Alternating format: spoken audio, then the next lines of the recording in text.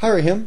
First off, just to say thank you for taking the time to post some questions to my video response for Canada's next Great Prime Minister entry.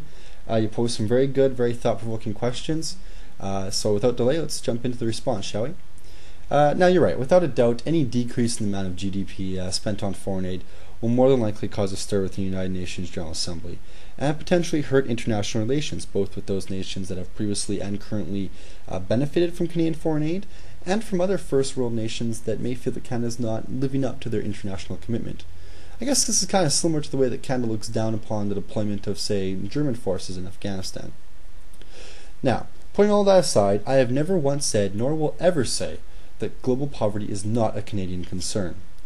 The truth is, though, poverty exists within Canadian borders, and Canada is contributing to the decline of world poverty, even if we are focusing on the poverty within Canadian borders first. Now, another key point you mentioned is that you think it's difficult to distinguish between the value of one life over another, and quite frankly, I could not disagree more. Canadians are part of a nation, the nation Canada, for example, and together we own land, resources, waterways, and airspace. And together we have built homes, farms, cities, history, and tradition upon all that. We have evolved as a distinct culture of the human race, and hundreds of thousands of Canadians have died throughout history to secure individuality and existence from those who have sought to destroy it. We are Canadians only because we feel some higher sense of duty than to ourselves. It only takes to say the words, "We stand on guard for thee," to realize that ultimately our home and fellow Canadians come before all.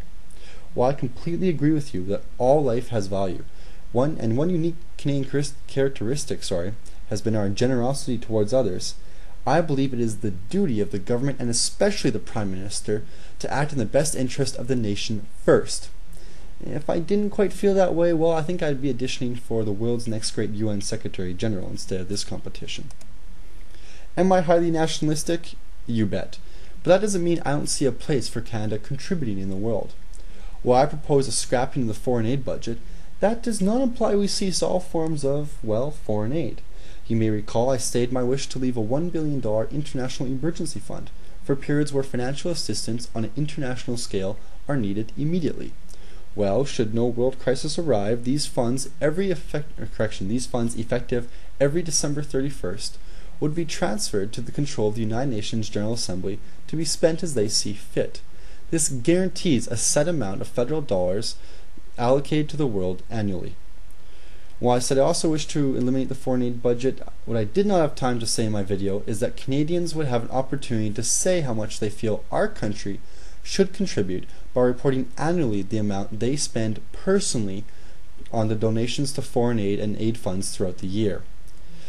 The government will match this donation with a 2-to-1 ratio annually. This actually gives Canadians a way of showing how much they care on foreign aid spending without having the government automatically allocate their tax dollars without a form of public input. And finally, there are ways of contributing to foreign aid without a dedicated foreign aid budget. Supplies and aid workers are only as effective as they can be delivered to areas that need them.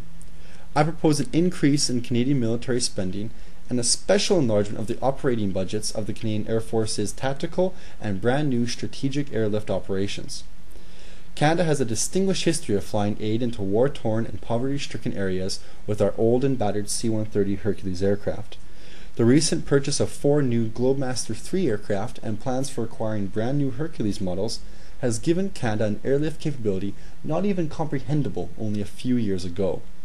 I would increase operating budgets and put these aircraft on rotating tours of duty with the UN so they can actually be used in the roles they were designed for, delivering supplies, assisting foreign nations, and keeping our Canadian air crews trained and sharp.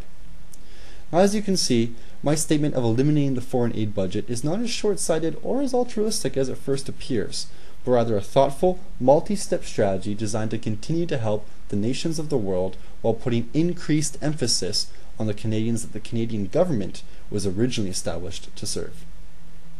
Thanks for him. I appreciate you listening. I really hope to get your feedback, and if you have any other further questions, don't hesitate to ask. I'll get back to you as soon as I can.